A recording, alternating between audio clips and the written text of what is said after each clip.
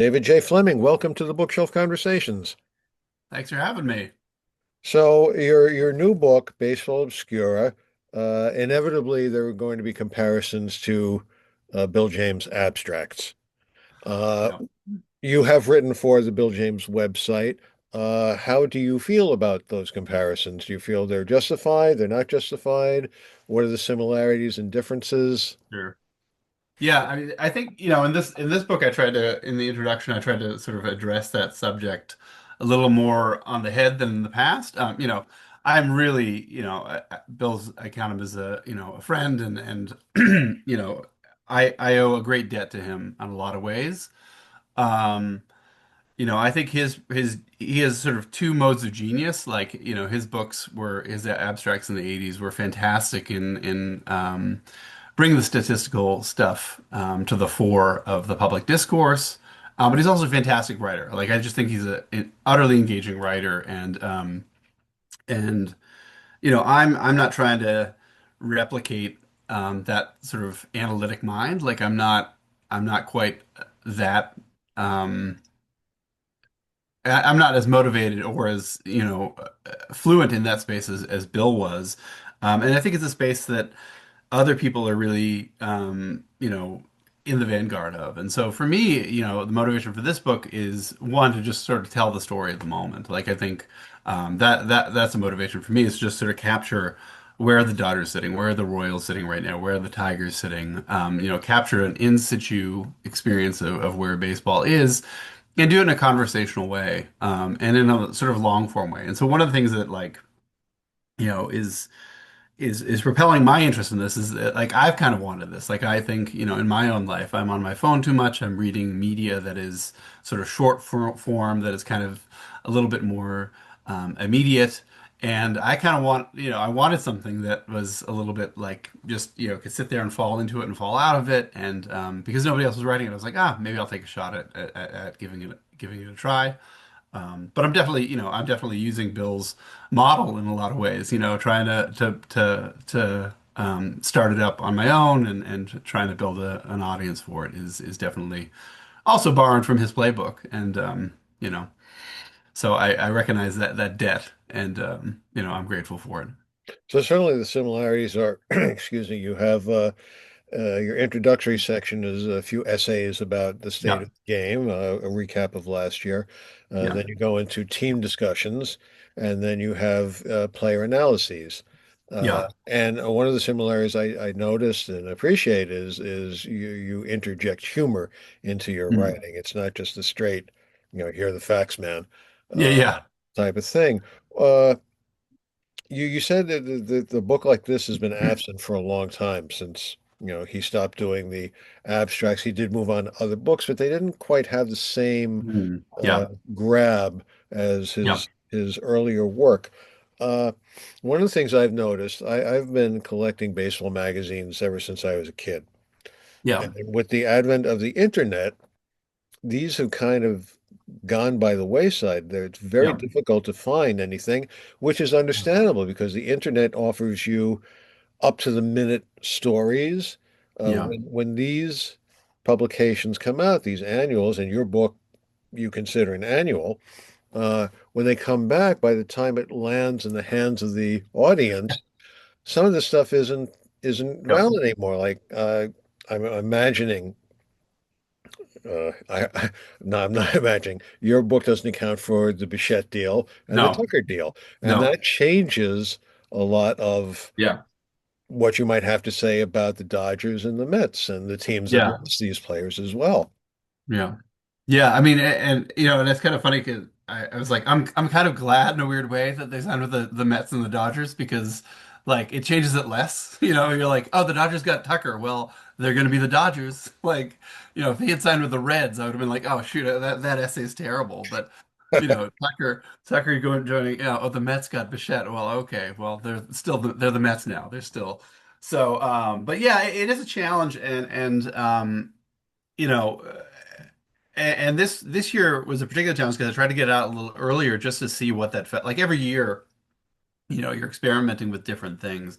And so this year I was like, how, what will it feel like to get it out early in case, that's a draw for, if I get an agent or publishers down the road, like, hey, I can get it written by January 1st. I can get it out into the world by January 1st. But it is always this sort of this question of, how long do you want to wait before you publish it so that you can wait for those free agent things? And yeah, so it's an annual debate, and so I hope that there's still enough resonance in the team essays that it's valuable to read about what I think about the Mets before they signed Bo Bichette, even though his signing changes things, but it's a challenge, and but I do I'm a sort of a collector of those old magazines as well because I just think they're these wonderful. These snapshots of the moment. Like I remember there's this great 1975 Sports Illustrated that had, Mike Schmidt on the cover, and the article was about Mike Schmidt and Dave Kingman at the start of their careers and these two big home run hitters. And it's this great article that like, Mike Schmidt's talking about all the things he's not very good at, and Dave Kingman's talking about how great he is as a home run hitter. You're like, like you read that, in light of their whole careers, and you're like, I understand, this reveals why Mike Schmidt was going to be great and why Dave Kingman was not going to be great. Was, Mike Schmidt is constantly being like, why can't I hit 300? Why am I not a good defensive player? And Dave Kingman's like, man, I hit the bombs. I don't care. And, their careers played out, with those mindsets driving them. So I love those snapshots too. And so, I hope even if this book is, it doesn't capture, if I've totally missed on the Guardians of the Reds or something, it's still capturing, some element of where those teams or the players are. One of the things I appreciate about those magazines is I go back and look at them, like for the total picture, the cultural aspects of it. I look at the advertisements that are Yeah, in there, yeah, the cigarette and it's a ads, real huge, the cigarette, the beer, the fashions cigarette of and the whiskey. day. Yeah, It's quite for someone of my age, who remembers those times. It would be yep, different than like if my daughter were to go through it and see like this is how they dressed in those days. Yeah, that's how they dressed in those days. yeah, The challenge is these are self-published books, correct? yes, yep, yep. Did you try to find a publisher? So last year I sent it to some agents. So I've I have a background in literature in creative writing, and so I know how to sort of find agents that way. And so I've sort of trying to like I have an agent for literary fiction, and so I tried to sort of go that route to find agents for sports writing. But I sort of I did it for about a month, and then sort of was like, well, I'm just gonna self-publish the next one because nobody. It's a really tricky thing, like at least for the literary fiction, and maybe it's the same for sports fiction. Basically, like you send these queries to a bunch of agents and then nobody responds to you. And then if somebody does say they want to represent you, then you go back to everybody else who has, who you have open emails to and say like, hey, now I have an offer of representation. And that is what sort of motivates them to consider the book. So then they'll be like, oh, now that you have an offer, now I'll read what you're pitching. And so yeah, I'll try it again this year. I'm going to try to get some stuff out, send books to some agents who I know are sports affiliated. And, so I'll try it again this year. But yeah, so it's another one of those things like every year the list of things to try gets longer as well. So I will try it again this year. We'll Well, see. that's the basis of your experience. What was bringing the first one to press like? Well, that was really like that was so that moment I had a full-time job and I was just like, can I do it? Like, I wanted to see if I could just write the words. And so, I remember like for Thanksgiving, this was the 2024, right? Like I remember like at Thanksgiving break, I like took I'm in Blacksburg, Virginia, where Virginia Tech is, and they have a really nice hotel on the Virginia Tech campus, which is, 5 minutes from my house.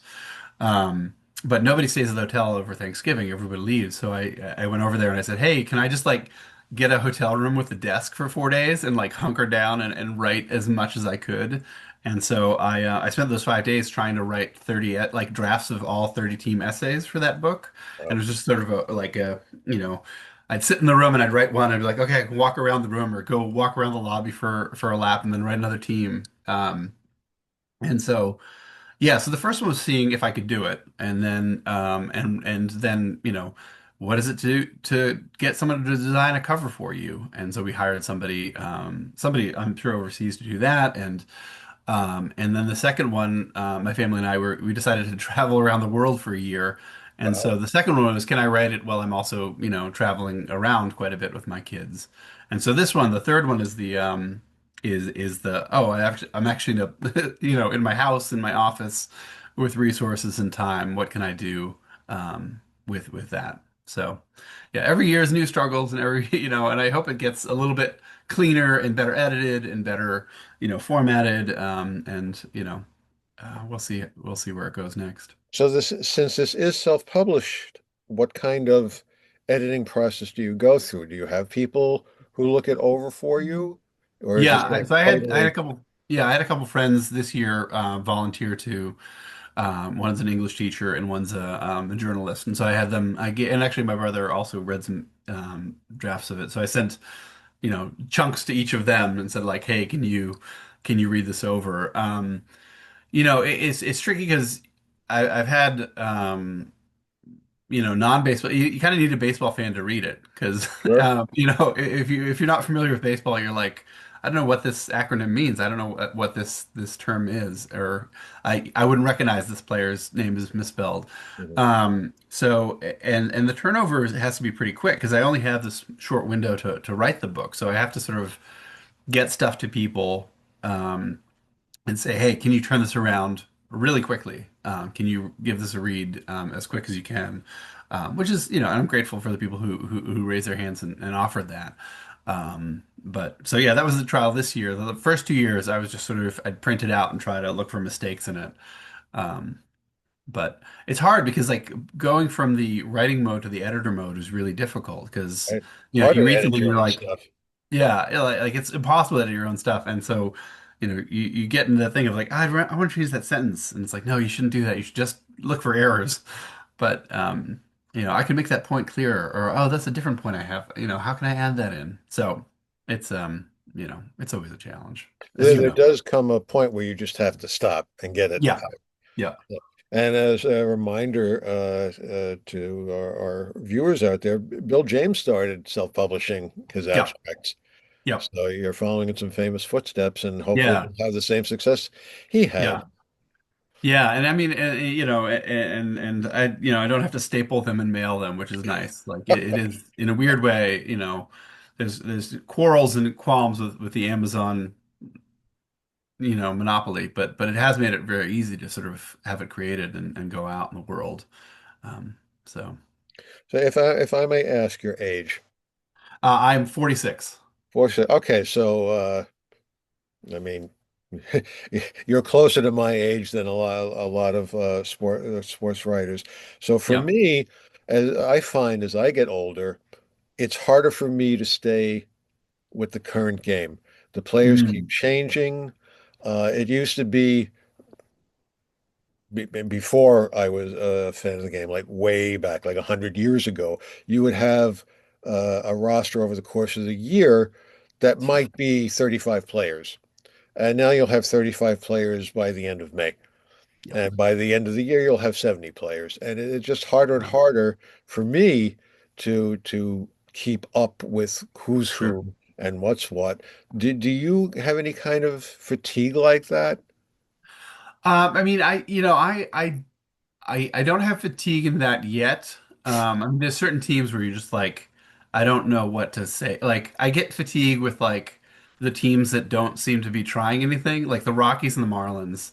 Every year, their essays are like among the last ones I write because I'm just like, I don't know what to say. Like, you're not like there's no vision forward. You're kind of just slogging along. So I get fatigued with that. I try during the course of the year to just sort of like pick a team and watch, okay, I haven't watched a Rockies game in a while, or I haven't watched a Reds game. I'm gonna sit down, watch it, really focus on the players. So, I tried it. I'm pretty good at still maintaining who's on the like who the big players on the rosters are. But when it comes to time to writing the player rankings, it gets very like that becomes really arduous, and especially like this new trend of 1 year opt-outs with everybody. Like you sign a 5 year deal, but actually it's only a 1 year deal, and so Bregman's off, somewhere else. You're just like, oh, it's driving. It makes it extremely onerous to. So I think next year I'll do a different structure for the player rankings just to alleviate that somewhat, because players are bouncing around from leagues and from positions all the time. So I'll do something different next year. Um, which is yeah, but there are moments of where I'm like, oh my God, are you kidding? I have to readjust the whole shortstop, tiers because somebody's gone over here and now he's a second baseman. That gets really tough. Now, Um, you have a website for Baseball Obscura. Do you get a lot of feedback? that's just sort of a landing page, for people. Like I write a newsletter periodically.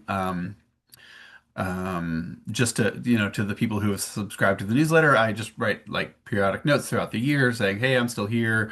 I'm still thinking about baseball. This is an interesting thing that happened. But the website is just, I've thought about, expanding it to a more active space. But I don't, part of my motivation for this is to, I think a lot of people are doing like daily content and frequent content, like Joe Posnanski, a lot of other great people, like I kind of want to be the person who's like, I'm going to leave you alone for most of the year, and then I'm going to drop a ton of stuff on you, and then Uh-huh. I'll leave you alone. And you can delete my email that you get sporadically. It's just a little notification that I'm alive. But yeah, I want to sort of go against that chase just because in my own life, I don't want to do that. I don't want to be in those spaces where I'm constantly trying to generate content and I think it dilutes things a little bit. And I mean, and the people who are good at it, Joe Posnanski seems like he just can't help himself. Like he's like, I have 3,000 words to write about baseball every day, and if I don't get them out, I'm gonna explode. And so it's great. Like I'm glad he has that space and that platform to do it. And he's I think the best at it in the game right now. But like for me, I kind of I like to think about something and have something to say, and then like not have to, and sit back. And that was a nice thing about when I was working for Bill's site. He never, there's never an expectation that I'd turn anything in ever. So like I'd have, 3 or 4 months where I just wouldn't turn anything in because I didn't have anything to say or I was working on other projects. And he didn't care. So and then I have a stretch where I'd write an article every 2 weeks or every week. And so yeah, I appreciate that format. So we'll see. So you talk about Poznanski, and yes, he is very prolific with his Yeah. books as well as his Yeah. website and his podcast, which he does with Michael Schur, Yeah. which is I find very, It's great. very entertaining. But I imagine now I don't know what his setup is, but because he is so prolific, he must get a lot of communications, emails, whatnot. Mm, And to answer those, I don't know if he does it all on his own or if he has a staff to do that, right. because that must be exhausting. The care and feeding of a full-time blog or website, it can be Yeah. exhausting as well, especially if you're trying to, work on your next book project. It's Yeah. divvy up the time, and you have a family, so there's only so much time in the day to do these Yeah. things. Yeah. Yeah. And I have other, I would like to also have that, part of the attraction for this thing was like, if, my busy period here is, October, September, October, November gets really busy. December and then January, and then the book's out, and then I have this like lovely 6 month period where I can be like, oh, I can do other kinds of writing, and so one of the dreams of the structure at least is that like I can have this other chunk of time where I can pursue, creative writing, novel writing, and try to do a little bit more of that, and so that's the dream of it all, but it's been hard to execute. Like it does, this tends to bleed into it a little bit more, but. Yeah, that's a juggling act. Do you have any baseball fiction? I wrote one story, I wrote one story that had it was published in the Mississippi Review. I had one story that was very baseball centric. It was sort of yeah, yeah, one but I tried not to write about baseball, but there was one story I wrote that was very very baseball centric. Yeah, I should post that somewhere. Yeah. Um, Who's your team? my team's the Red Sox. But I often I'm very like I'm not a very committed part. Like pick other teams that are also favorites or obsessions. Um, and when I was a kid, I was actually kind of a Yankees fan just because of Lou Gehrig for some reason. Like when I was a really young kid. But like throughout the year, you just sort of you generate affections for teams. So the Blue Jays were an affectionate team for me for the last couple of years. The Tigers.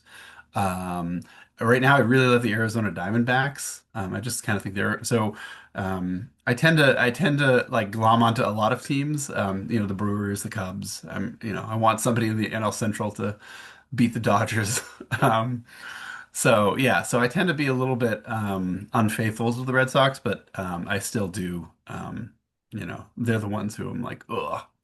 So this is Uh, a chicken and egg question. Do you find yourself attracted to these teams as a result of your writing about them, or do you I think find your so. writing about them is influenced by your affections for the teams? I think it's more of like I'm like, oh, I remember with the Tigers, they sort of a few years when I first started writing, I think even before I wrote the first one, I was like, they had made some decisions and they hadn't come off well, and everyone's like, oh, this ownership group stinks. And I was like, I kind of liked it. I was like, I kind of thought they're I forget exactly what it was, but like it is that thing. Like I kind of was like, I see what they're doing, and I think it's active, and I think it's with deliberation, and I kind of appreciate what they're doing, and I'm sort of rooting for that, that to pull off, and so I think it is more, observing something and sort of having a sense of it and being like, oh, everyone's saying this, but I kind of read it as this. I wonder if it'll play out, and so I sort of. So I think it starts with the observation it's just see something or sense something and think like, oh, that's kind of cool. It's been weird this year because like the Angels have had a really weird off season. I'm so pessimistic about the Angels organization, but if I wasn't so deeply pessimistic about that ownership group, I would have been like, this offseason was really interesting for the Angels. But I'm too much of I just despise that ownership group so much that I can't quite like jump on board bandwagoning them. But they've had a fun offseason this year, so maybe next year they'll be one of the teams where I'm like, oh, I'm coming around to you. Um, So this is an extension of the editing aspect. Since you don't have an editor at a publishing house to say, maybe you should back off on writing about the yeah. Angels so much, and you know, how does that work? How do you self-edit in that way? I mean, I try to, I mean, one of the valuable things is like each team gets like, three written pages. So like it's like I can't, I mean, granted, I gave the Red Sox an extra 2 pages just to diagnose the Rafi Devers scenario, just because it was so interesting to me. But having just like a limit of 3 pages, like, every team gets the same amount of words essentially. And so, that forces me to think about the Rockies as much as I want to think about the Tigers or the Angels. So that's a helpful framework to keep me somewhat in line and somewhat um, but I think like one of the things that is I mean, I hope it's enjoyable for the readers, enjoyable for me is that I can throw out an opinion and maybe my opinion's wrong, maybe my opinion's totally off base, but like we're having a discussion, and it's more fun if somebody puts something out there and goes out on a limb than if someone's like, well, I'm going to be, very objective about everything, and I'm sure I go off the rails on teams too much, but I try to be, even-handed with it. If I pick on the one team this year, I'll try to be nicer to them next year. Well, I mean that's what makes it unique to your situation. Yeah, you're writing, you're offering your opinion. It's not just Yeah. let's say a biography of the Yankees. Yeah. It's funny. Earlier today, I was looking at this article from a New York publication about the 50 greatest sports movies of all time. So I'm going down the list. It's like a countdown, and Yeah. it's all sports movies, it's not just baseball. And I'm looking at the baseball movies. There are about 10 or so baseball movies in there, and as I'm looking down, I keep thinking these are all movies since the 70s. And then boom, there's the Lou Gehrig story, Pride of the Yankees Yeah, yeah, is in there. And I was like, wow, this is great because, I find that the movies, the earlier movies prior to that, they were, to me, they were these are the movies yeah, I grew up with. So this yeah. is what I love.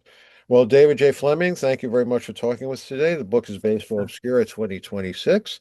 Highly recommended, very entertaining. Also, there's another good one, 500 books to read. Should also check that one out. Very good. Excellent, excellent book. Thanks for having me. Thanks for all that you do supporting baseball writing. I really appreciate it. And this has been a great book to read. It's given me a list of new books I need to buy that to add to my pile. I So appreciate it. appreciate Appreciate that. all you do. Appreciate that. I thank you, David. All right.